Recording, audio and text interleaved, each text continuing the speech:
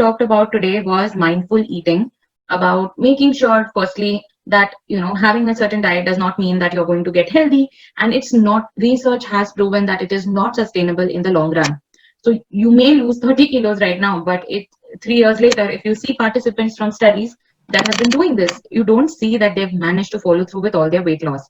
So if you have to give you a checklist, some things that you need to remember are: make sure that you're having all your meals. So whether you're having your breakfast, lunch, and dinner with snacks in between as you need, and crowd your day with many healthy things instead of focusing on not eating the unhealthy things. So make sure you're getting your fruits, your vegetables, your proteins, so your dal, eggs, whatever it is that you eat based on your preference. And automatically you will see that you have a more balanced diet. And that's exactly what Ishita was talking about, is you will see even 2 years down the line that you're sticking to this pattern of eating. And then we talked about cheat meals, where we said it's okay to just have something that you like, and you don't really have to deprive yourself of it, as long as you are eating the healthy things that are recommended for you. And just pay attention when you eat, really focus on the color, the texture, the kind of food that you're eating.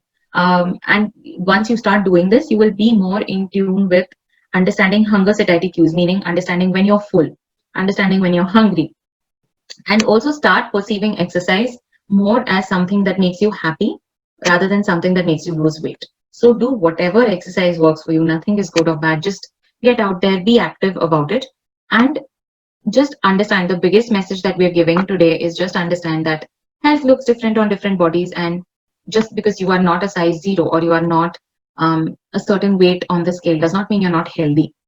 You need to be focusing on eating right rather than looking at health from a purely weight or a purely numbers perspective. Been shown in research is that once we look at this, we use this approach, there's a heightened interest in interoceptive awareness, which is what we're talking about, getting in touch with our bodily cues. So like, which basically means being able to recognize our hunger satiety amongst other body cues, like knowing your heartbeat, etc. So there's that heightened interoceptive awareness that has been shown.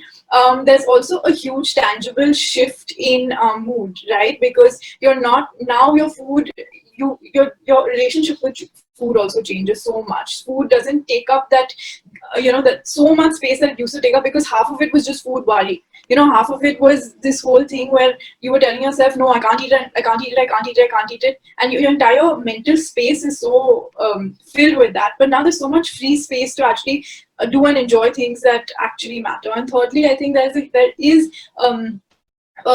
proved biochemical shift or benefits of this as well. So for example, in one of the interventions, there was a reduced or lower LDL cholesterol, more than a weight loss intervention. And it also it's good to reduce total cholesterol. The waist to hip ratio was reduced, and it also showed improved dietary composition. So what we're talking about, crowding our diets, making sure that it's balanced. So the diets were more balanced even in the long run of, I think, 2 years post this intervention. I think it's not your fault, or it's not anyone's fault that they want to change how they look, because that's the culture we're in, and it's unfortunate. But I think once we even start recognizing that this is the kind of toxic culture we're in, it's a step forward. And we need to understand that we talk about the ideal body or the thin ideal, where you're just this diet culture that conflates thinness with health, which is not really the case. Sometimes you can be metabolically absolutely fit when you may be in a larger body, and that's absolutely fine. So we need to start looking around us in the real world, and in the real world, different bodies look different. If you see, you have everyone is of a different body shape and size. That doesn't mean that certain people are unhealthy, certain people are healthy.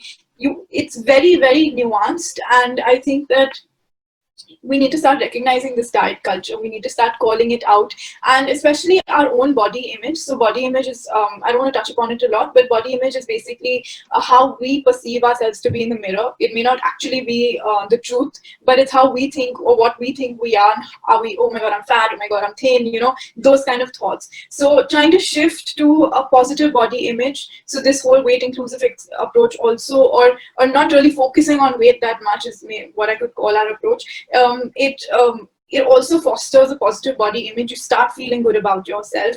We start understanding our genetic blueprint and respecting it, right? So if I come from a family of larger bodied people, I will be of a certain size, and that doesn't mean I'm unhealthy. right? It just depends. Again, it's very nuanced, but I'm just saying that different health looks different on different bodies, and it's about time that we start accepting it and we start respecting it.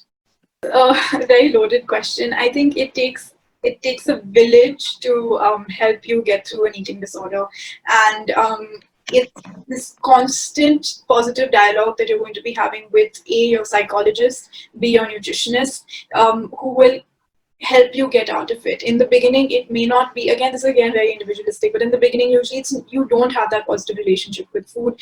But as you, having that treatment where there is that constant back and forth with your psychologist and your nutritionist, you will find the light to it.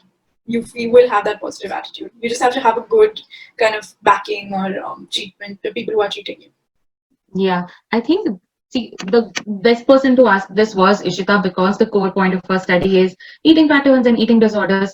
And the second thing is, congratulations to you, because you realize that there's a problem in the first place. Absolutely, yeah. I think the biggest difficulty we face, and people end up to Ishita before they come to me, because I've seen really, really severe cases. I think the biggest step is to realize that we need to, like, something is wrong, and this is not a healthy pattern of looking at things. I think, just ending it, it's a good idea to talk about how we need to start eating nutrient-dense foods in that manner, because not because you want to change your body, but more because you want to take care of the body you have. Your body's doing so many great things for you.